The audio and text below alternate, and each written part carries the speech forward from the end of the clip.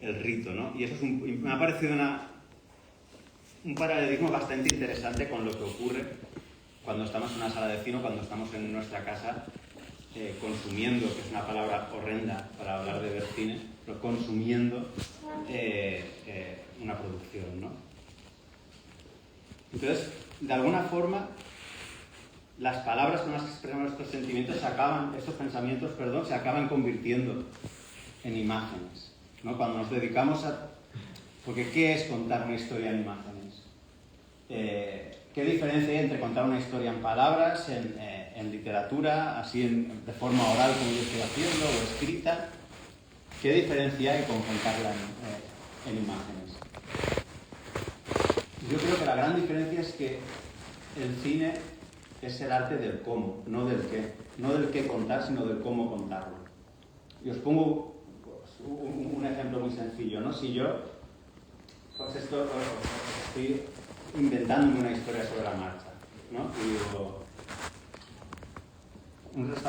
hay un restaurante vacío, en el cual solo hay una persona sentada en una mesa en el medio.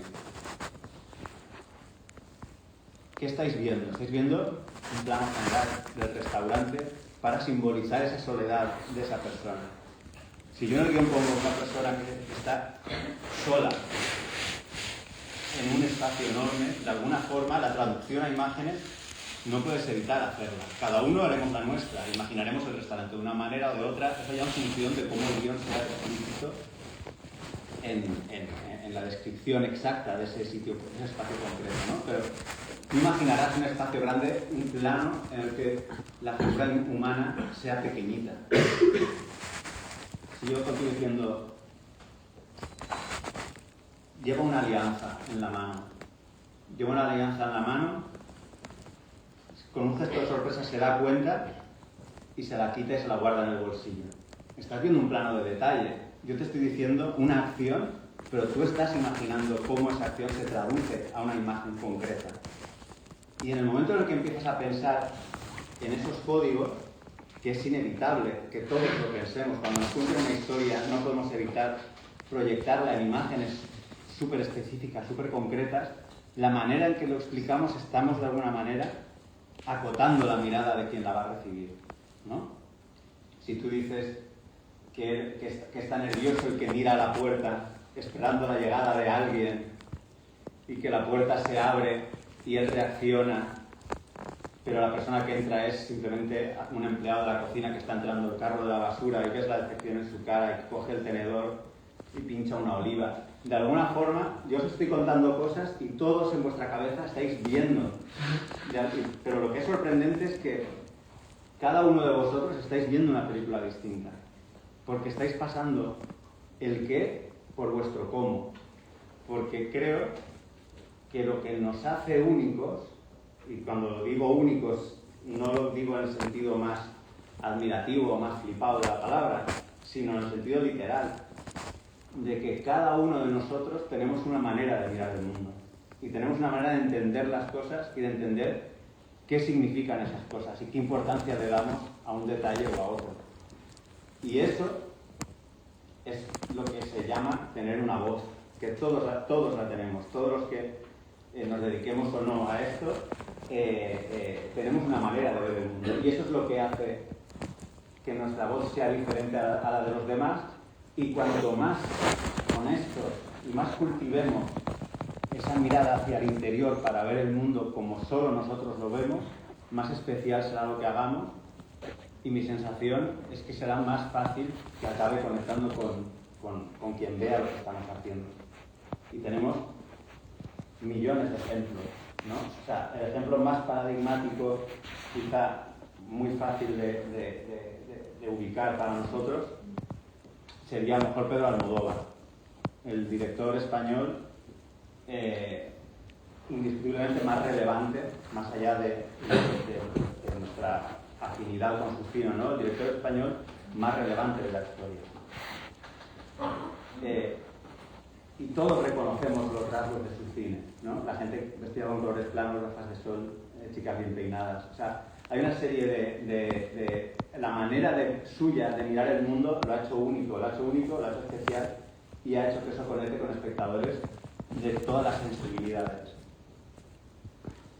A mí me pareció un poco aburrido hablar de mí mismo, que me decía Pablo, no, pero hablas un poco de tu mismo, pero sí me parecía interesante tener esta chuleta, ¿no? Escribir esta chuleta para que yo, de alguna forma, pueda hacer un pequeño recorrido sobre pues, 25 años de mandanga que llevo haciendo. Y me gustaría que de alguna forma esto os resultara interesante, útil. Me gustaría intentar... A mí me encanta venir a estos sitios porque me siento muy en deuda con... Yo soy alumno primero aquí de la Facultad de Ciencias de la Información y posteriormente en Madrid de la Escuela de Cine. Y estoy súper agradecido a ese tiempo que tuve y que ahora tenéis vosotros, especialmente los que estáis aquí, de dedicar un tiempo a la reflexión de qué significa contar historias en imágenes, este tiempo que es precioso, que no se repite en la vida, en el cual en la inmensa mayoría de tu tiempo se dedica a ver cosas, a alimentarte, a reflexionar e a intentar encontrar eso que hemos llamado nuestra propia voz, ¿no? Porque el cine es un acto de entrega. O sea, entrega en las dos direcciones. O sea, por un lado, hay una frase que algunos amigos de aquí me habrán oído decir 25.000 veces, pero que para mí es paradigmática, es que todas las películas son autobiográficas. Todas sin ninguna excepción. Y no tiene nada que ver con la autoficción o con el querer explicar la historia de tu vida, sino que tiene que ver con eso que decíamos antes de tu manera de mirar el mundo. Y los directores y las directoras son exactamente, sus películas son tiras de fotomatón en las cuales puedes ver su sentido del humor, puedes ver su empatía con otros seres humanos, puedes ver su arrogancia, puedes ver su afán de aparentar una brillantez que deslumbre a los espectadores. Puedes ver su humildad, puedes ver cómo son esas personas que hacer una película es radiografiarte, hacerte un tag y una resonancia magnética y ponerla ponerla a la vista de cualquiera que vaya. Y decía el acto de entrega porque creo que el público, los espectadores, nos entregan lo más valioso que hay en el mundo, que es el tiempo. Si tenemos algo que valga la pena en esta vida, es nuestro tiempo. Y cuando tú haces una película, serie, documental, un cortometraje, lo que sea, la gente que lo está viendo está regalándote lo más precioso que tiene, que es ese tiempo. Y eso genera una responsabilidad, por lo menos a mí me genera una responsabilidad enorme en intentar llenar ese tiempo con algo que les valga la pena más que haber estado rascando los huevos o viendo un partido del Valencia o cualquier otra cosa. Más que no está difícil que sea más interesante ver una película que un partido del Valencia. Perdonad, pero es que estamos los valencianistas muy afectados. Ya vamos a temporada muy mala.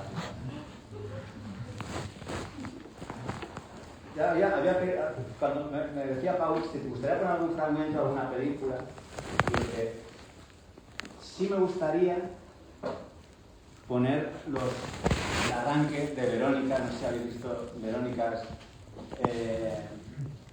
Más bien, me gusta mucho que estén... Uy, espérate. Perdona, Cristina.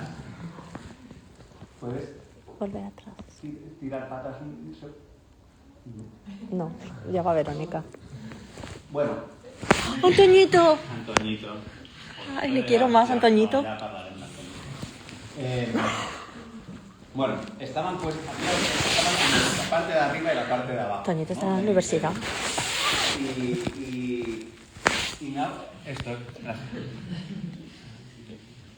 Y me gusta mucho que gráficamente, yo cuando miro, perdonad que os dé la espalda un momento, miro esto y veo claramente que hay dos. Para mí, la primera línea son lo que serán mis películas de preescolar, de caligrafía, de aprender, de primeros balbuceos, de aprender a manejar el lenguaje o aproximarse. Y Verónica, para mí marcó para mí fue mi primera película realmente. O sea, y ya había hecho, pues eso, 5. Pues a la sexta fue la vencida. Fue la primera vez que sentí que estaba consiguiendo, al ver la película, expresarme a través de las imágenes. Y por eso, para mí es una película súper especial y les dije, pues me gustaría ver juntos el arranque de Verónica porque nos va a dar pie a hablar de otras cosas. Entonces, sí. ¿Ahora sí? No vamos a enfocar eso porque nos cortan esto por derechos, ¿vale? Volvemos. Antoñito.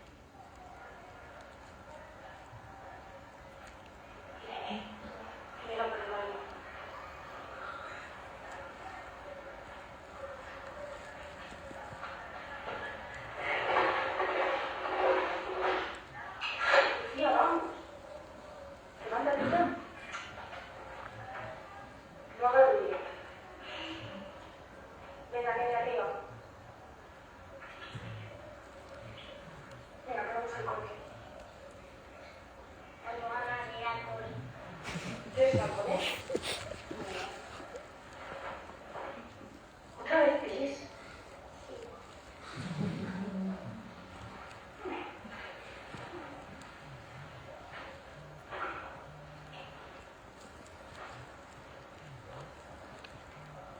Y ahora ni te lo diré.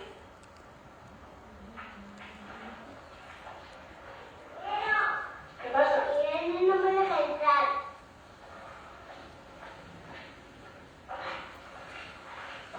¿Qué? ¡Estoy luchando! No grites. El nene se ha vuelto a mirar. Ayúdale a lavarse, que para eso lo llaman. Vale. Que te he oído que la mayor soy yo, que salía antes. ¿Has puesto la leche a calentar? Pues vaya con la mayor.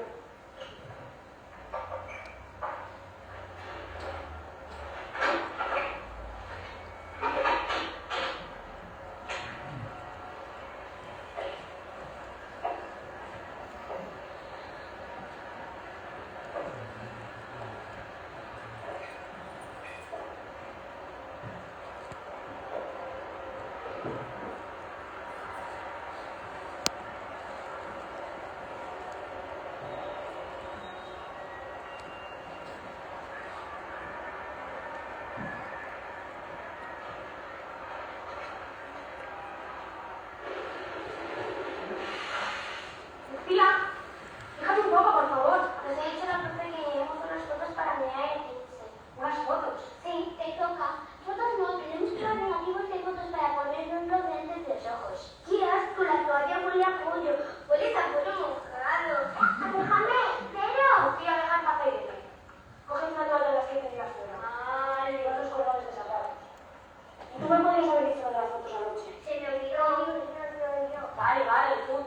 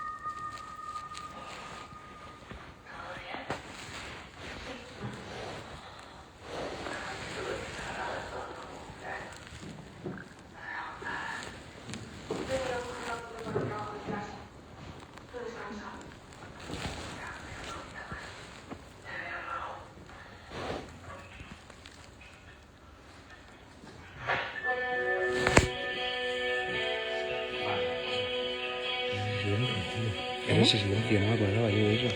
Ah, sí.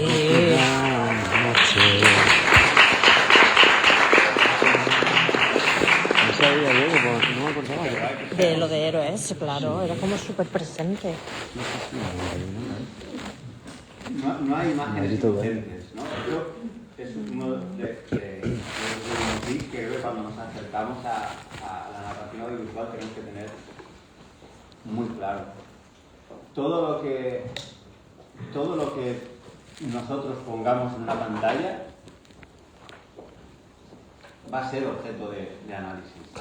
Va a dar una información, consciente o inconscientemente, ¿no? O sea, yo creo que nosotros como cineastas, como autores, lo que no puedes consentir es que las decisiones sean arbitrarias. Una vez decía Enrique Urbizu, un gran cineasta, amigo y maestro, que nuestro trabajo es reducir la arbitrariedad al mínimo. Y es que cualquier decisión que tomemos, cómo es esta casa, cómo es el pijama que llevan, cómo es el uniforme del colegio, la madre duerme con un antifaz, tiene unas pastillas encima de la mesa, todos los elementos que pongamos en juego están al servicio de proporcionar al espectador una información. Yo, como decía Pau, me he especializado y ojalá en mi lápida, cuando llegue, ponga director de cine de terror. O sea, es lo que más me gusta del mundo, porque pienso que la fantasía y el terror son realmente la manera más directa de hablar de la realidad. Creo que la fantasía nos permite un acercamiento poético a las cosas que contamos, la licencia que el espectador nos proporciona de que no tiene que ser realista la película. Esto las comillas, ¿no? Bueno. Eso nos proporciona un colchón para poder, quitando la capa de la supuesta verosimilitud o realismo de la historia que cuentas, ir realmente a la esencia y a contar lo que quieres explicar. Para mí el terror es un vehículo natural para expresar otras cosas, ¿no? Quería poner este arranque porque para mí Verónica, que no sé si la habéis visto entera, pero bueno, no os voy a hacer mucho spoiler, pero un poquito. Para mí no es una película de terror, en absoluto. Utiliza el código del género de terror para explicar una historia, ¿no? Para mí lo que yo quería explicar en esta película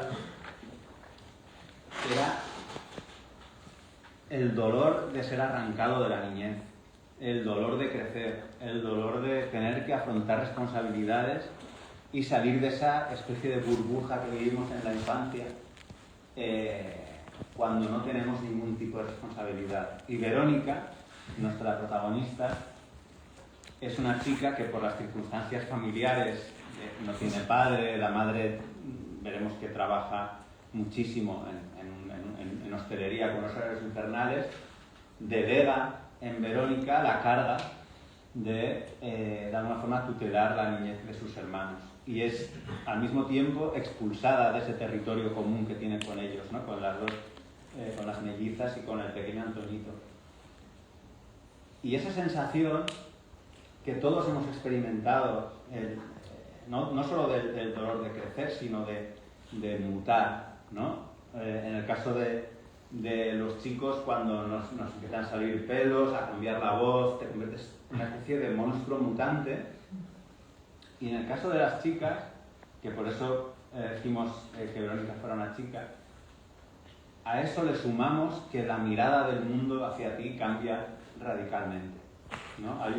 Hemos cortado justo cuando ella hace el paseo, pero esto quiere decir que no hay imágenes inocentes, ¿no? Ella en un momento dado pasa por delante de la cola del paro y unos señores que hay ahí, bastante mayores, se la quedan mirando, y es una niña con un uniforme de colegiala, ¿no? Y la mirada de esas personas no es la que hubiera sido 2 años antes, ¿no? Cuando Verónica tenía 12 en vez de tener 14 años. Entonces, esa sensación de estoy cambiando y además la gente me está obligando a cambiar porque me ven de forma distinta, esa angustia adolescente con la que creo que todos los seres humanos nos enfrentamos en un momento, me parecía interesantísima de explorar utilizando el vehículo de una película de terror, ¿no? Y simbolizando ese crecimiento, sintetizándolo en una especie de monstruo que invade su casa y que es una amenaza para ella y para su familia, ¿no? Entonces, claro, arteramente empezamos la película dejando claro que va a haber mandanga, que la policía acude porque ha habido algún tipo de suceso luctuoso, hay sangre, hay crucifijos, o sea, de alguna forma al espectador le hacemos la promesa de tranquilos que va a haber terror, algo pasará, pero por favor concédeme el margen de explicar la historia de estos personajes, porque las buenas películas de terror no se distinguen en nada de las buenas películas de comedia o de los buenos westerns.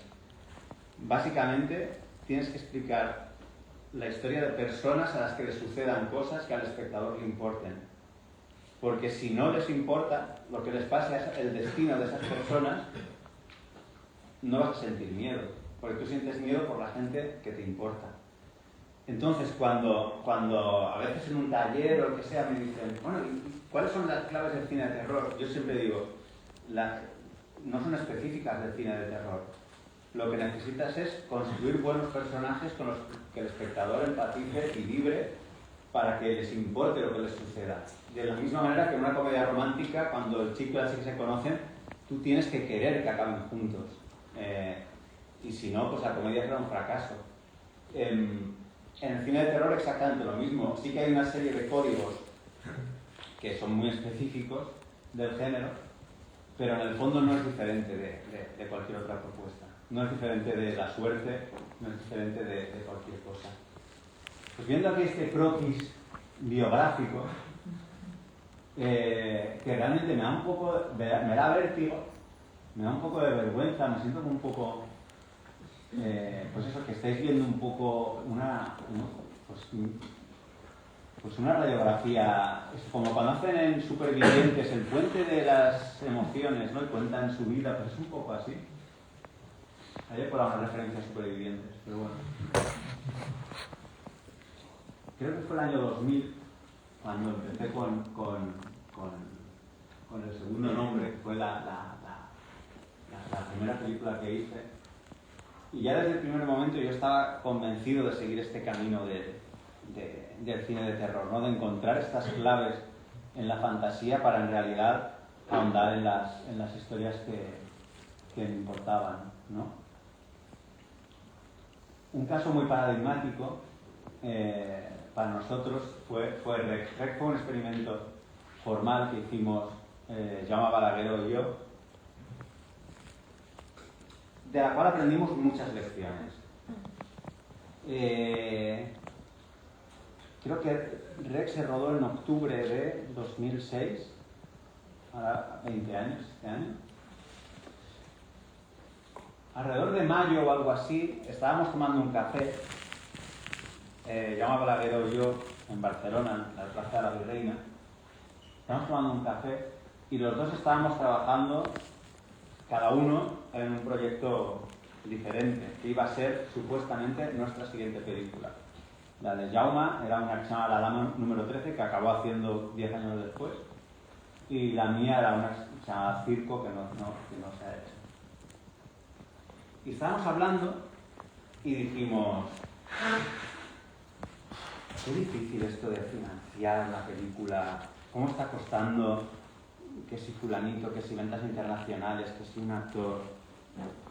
Y dijimos, ¿te acuerdas? Porque Jaume y yo nos conocíamos en los años 90 cuando hacíamos cortometrajes, ¿no? Y dijimos, ¿tú te acuerdas los felices que éramos haciendo cortos, de coger una cámara y rodar? Y a tomar por culo. O sea, y simplemente la idea de vamos a hacer algo. Sí, claro, joder, es que claro, era tan fácil. Oye, ¿por qué no nos lo ponemos fácil? ¿Por qué no hacemos una película hiper barata? ¿Por qué no hacemos algo? En aquel entonces rodábamos en analógico, ¿no? En 35. ¿Por qué no hacemos algo en vídeo, con una videocámara, con actores desconocidos, solo en un sitio, en un edificio? Y ahí empezamos a fantasear con la idea de recuperar de alguna forma la ilusión y la libertad de rodar. Y ese impulso fue anterior a encontrar la propia historia que queríamos contar. Y ese impulso es el que cada vez que nos vemos y hablamos intentamos soplar esa brasa y que no se pierda.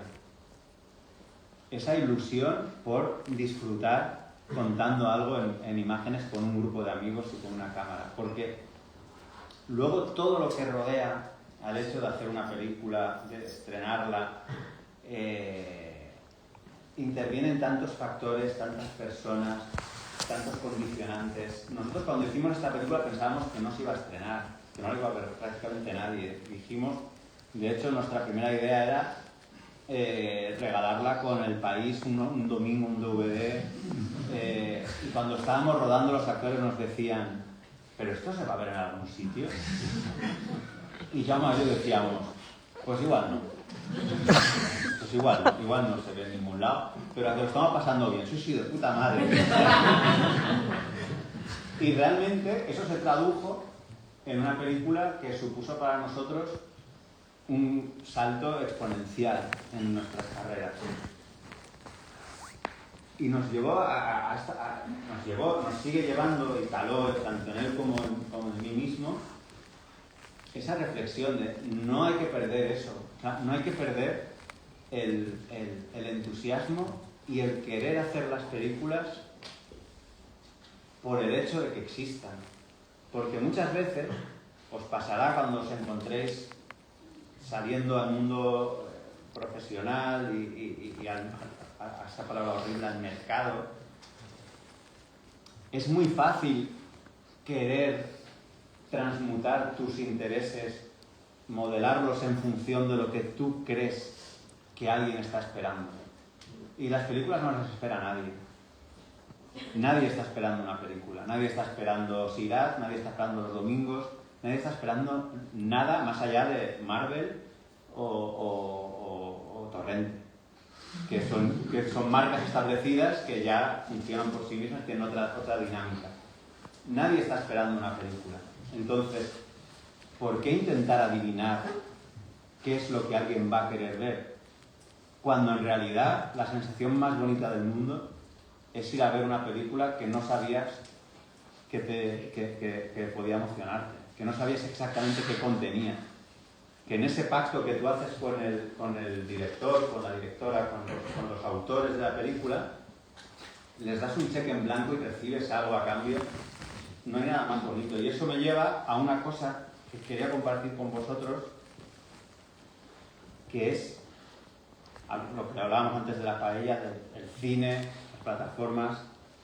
Yo he trabajado para plataformas, ¿no? Tanto en La Suerte como en Hermana Muerte son cosas que nos han visto en una sala de cine y está muy bien y es el mundo en el que vivimos y es la manera en la que la inmensa mayoría de cosas que hagamos serán consumidas, igual que los de mi generación vimos Tiburón en VHS o en DVD en el videoclub, doblada, y no tiene nada de malo verlas, evidentemente.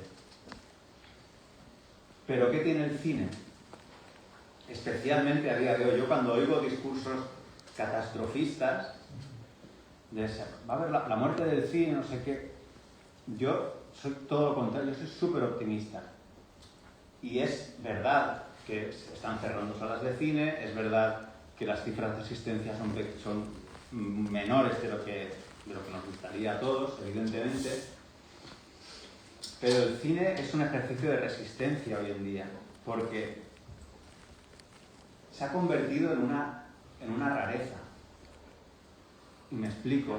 O sea, ¿qué porcentaje de nuestro tiempo pasamos hoy en día con nosotros mismos viendo una pantallita, metidos en algo, en un consumo, por decirlo así, totalmente individual de la información? Incluso cuando vamos en el metro, en el autobús,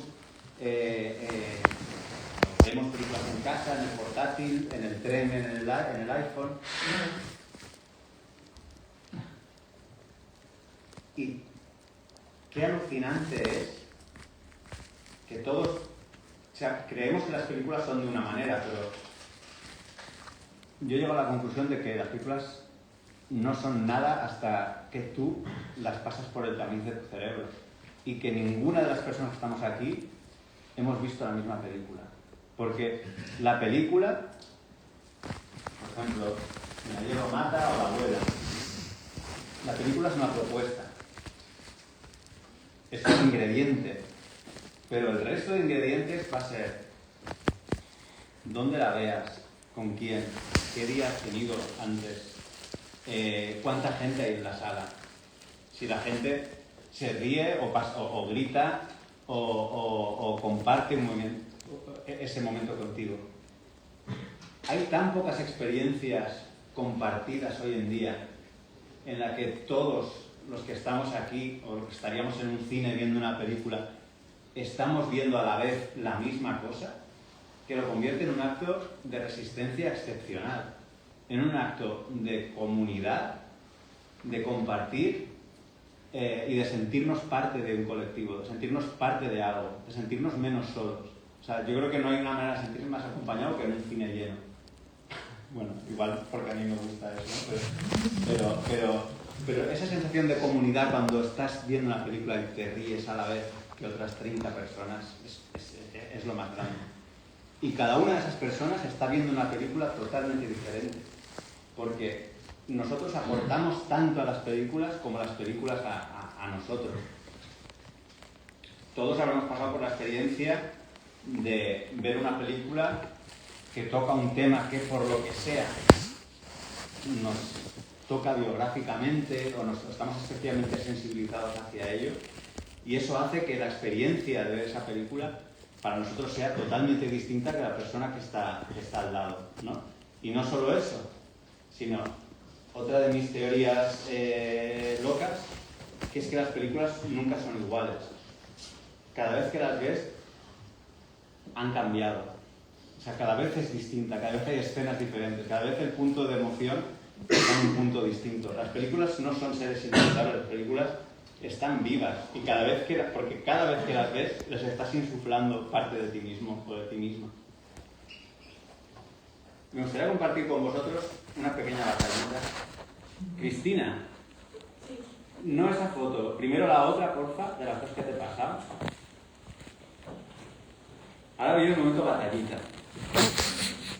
Pero espero que os guste.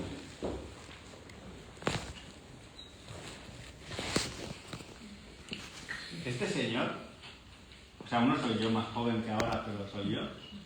Este señor del sombrero es Peter Weir, uno de los cineastas, vamos, Súper bonito. es un cineasta descomunal.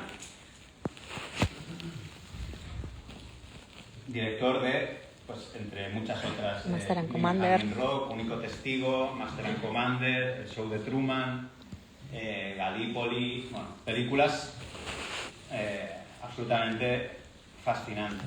yo también tengo una foto Yo estaba tomando un cóctel con él de ese con año. un grupo de amigos en Madrid, y yo tenía la información de que Peter Weir estaba haciendo una retrospectiva en la Filmoteca, con lo cual había ya un poco de truco de saber que Peter Weir is in town. Vale.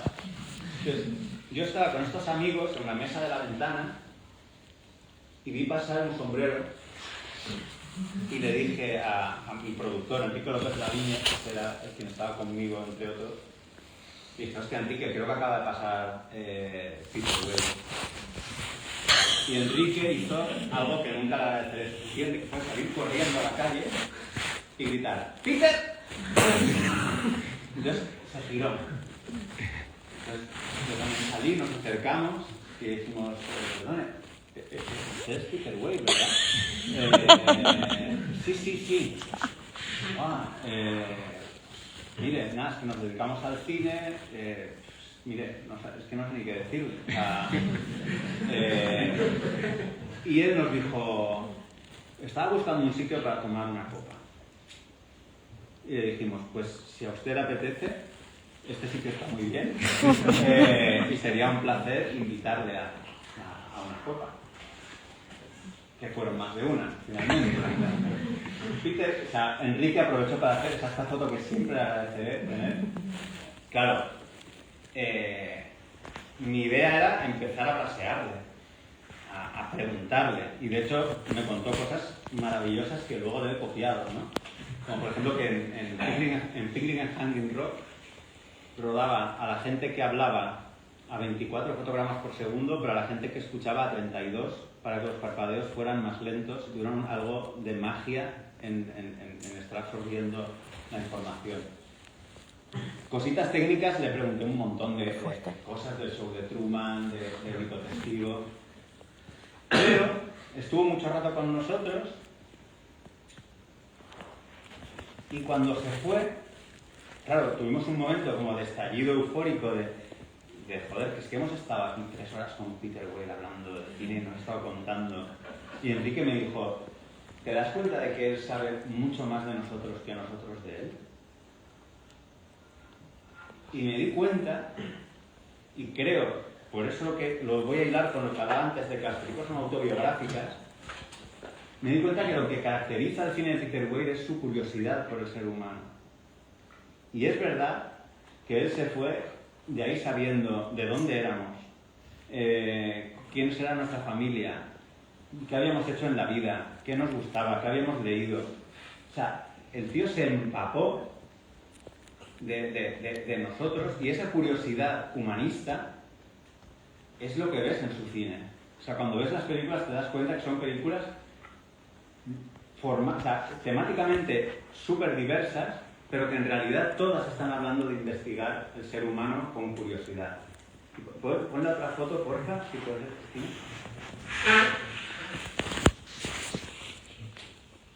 Entonces, ¿Quién? Esta de aquí. Ay, esa es.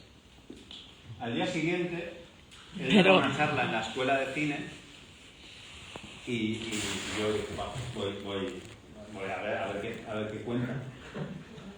En cuanto llegamos, él me dio la mano y me dijo, ¿a qué hora terminasteis? O sea, y pensé, joder, es que el tío, no pierde oportunidad de empaparse. Nos estuvo contando que de aquí se iba a ir a Grecia porque le estaba interesando mucho, no sé qué, jónico. A partir de esa toma de contacto con él, entendí más su cine, de dónde viene esa... no sé si recordáis Master and Commander, que es una epopeya fabulosa, pero que el momento más emocionante es cuando Russell Crowe tiene que decidir parar su búsqueda, su caza del buque francés que tiene obsesionado para salvar a su amigo. Ese dilema moral es lo que importa en la película, mucho más allá de si atrapan el barco o no. Finalmente, la aventura, como os hablaba antes de lo del terror en Verónica, es la arquitectura, la estructura, pero el alma de las películas está en otro lado siempre. Nunca puede ser el mecanismo o la pura trama. Bueno, yo creo que ya está claro.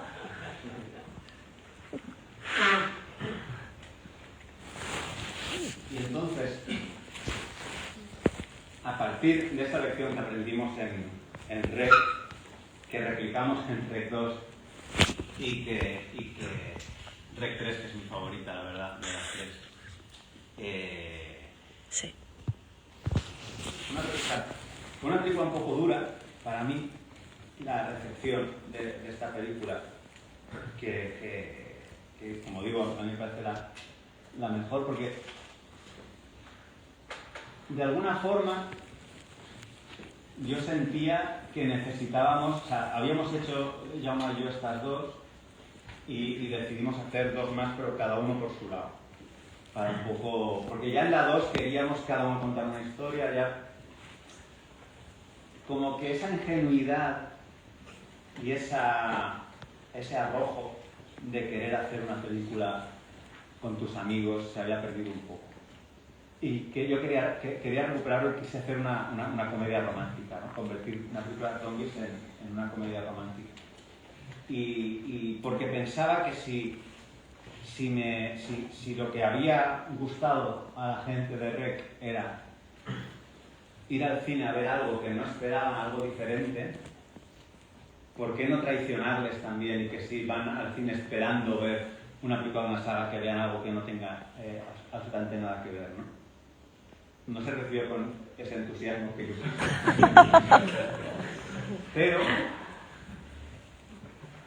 pero es una película, creo que es la más querida en realidad de las tres. De hecho, la semana que viene en Barcelona hay un pase por San Valentín Qué guay. que voy a presentar, porque de alguna forma cuando otro elemento que configura la película, que es el contexto en el que se produce, el contexto ya ha desaparecido, el contexto es otro. Ahora la película es una película de 2026, ya no es una película de no sé de qué año, es de 2011 o 13, sí, 2011. Porque lo que decíamos antes, las películas cambian porque el mundo que las rodea cambia y sus espectadores cambian con el mundo, ¿no? Y bueno, ya a partir de Verónica ya empecé un poco a disfrutar, la verdad. Que hace un poco pim pum pam, todo O sea, estas me gustan las 5 mucho. La verdad que creo que están muy bien. Pues yo, antes de terminar, me he apuntado aquí, porque aunque Pau me dijo que no trajera guión, pues algo parecido he traído. Me he apuntado consejos. Pues siempre me dicen, ¿nos puedes dar algún consejo para ir grabando a los que y digo, pues mira, yo cuando estudiaba cine me daban muchos consejos que no seguí, y muchos hice muy bien en no seguir, porque una cosa que sí que he aprendido es que la experiencia ajena sirve para poco. Pero, aún así, no me resisto a daros cuando me dices. El primer consejo. Va a haber 3 consejos. O 2. Porque hay uno que creo que no es bueno. Primer consejo, y muy importante, y ojalá me lo hubieran dicho. No dediquéis mucho tiempo a opinar sobre lo que hacen los demás. Es muy fácil dispersar nuestra energía, y no hablo solo de criticar o de rajar, que son energías que no nos interesan como creadores, sino céntrate en lo tuyo. No intentes imitar lo que está haciendo otro, o sea, no intentes sintonizar con lo que crees que debes hacer.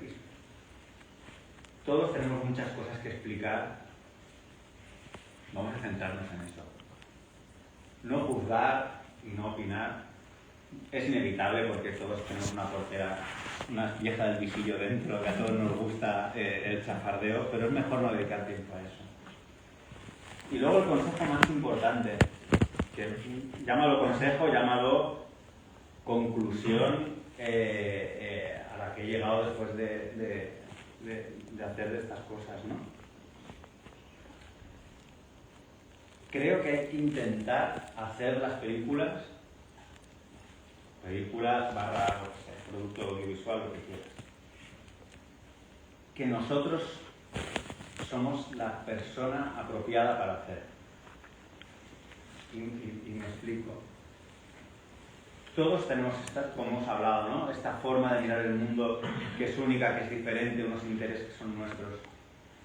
O sea, hay películas que solo cada uno de nosotros o de nosotras podemos hacer, que nadie tiene esa manera de ver el mundo que es única y nuestra. O sea, y esto lo ves en el cine de Jordan Peele, por ejemplo. Nadie puede hacer las películas de Jordan Peele. Las puede hacer él por quién es, por su biografía, por su trayectoria, por lo que sea. Para mí, la primera película que entendí que solo yo podía hacer era Verónica. Porque Verónica habla del año 91, de una fan de los del silencio, como yo era. Habla de un barrio, ya habéis visto en las imágenes, mi idea era rodar en la Avenida de la Plata, que es el barrio donde iba yo al colegio, al instituto, y esos bloques no especialmente bonitos de ladrillo rojo, que en Vallecas ahora es que, bueno, supongo que en todas las ciudades hay barrios parecidos, ¿no? Mis padres trabajaban en la hostelería, yo sé lo que es construir un mundo infantil con mis hermanos, en plan cría cuervos, ¿sabes? De donde los adultos no tienen cabida. Entonces, hay mucha gente haciendo cine de terror que lo hace increíblemente bien. Pero trasladar esa historia fantasmagórica a un barrio, a una familia de clase obrera, a Héroes del Silencio, a hacer la ouija con tus compañeros del cole, eso estaba tan o sea, encontré unos mimbres que tenían tanto que ver con mi manera de estar en el mundo, de mis experiencias, de mis inquietudes, que sentí que era una película que, y no lo digo como un halago de es que es la hostia la peli, pero es una peli que solo yo podía haber hecho. O sea, no hay nadie en el mundo que pudiera haber hecho esta peli exactamente como se hizo. O sea, podrían haberla hecho mucho mejor, pero tal como es que es mi manera de entender el mundo. El humor del niño, la fascinación con la religión, miles de cosas que forman parte. Entonces, ¿a qué os animo? ¿Cuál es mi consejo? ¿Consejo? Consejo. Mi consejo es que busquéis dentro de vosotros cuál es esa historia que nadie más puede contar como vosotros. Ni mejor ni peor, pero como vosotros. Igual como os he hablado que el cine de Pedro Almodóvar es fascinante, igual de poco fascinante es la gente que intenta imitar el cine de Pedro Almodóvar. O sea, los sucedáneos, esa es la diferencia entre Tarantino y sus imitadores. O sea, las películas de Tarantino tienen ese valor porque él es un friki del videoclub que no ha hecho distingos entre alta cultura y cine popular y lo ha mezclado todo, y su cine expresa quién es él, expresa su vida, sus intereses, sus emociones. Mi consejo es buscar dentro de vosotros cuál es esa película que solo existirá si vosotros la escribís o la rodáis. Ese sería mi consejo. Y estoy ya sin... ¿El tercer consejo?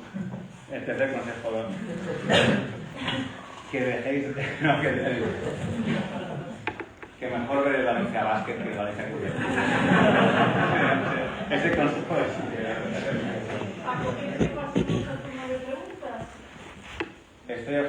además, con este look Gestapo que habéis introducido, me veo incapaz de no responder la verdad a cualquier cosa que me preguntéis. O sea,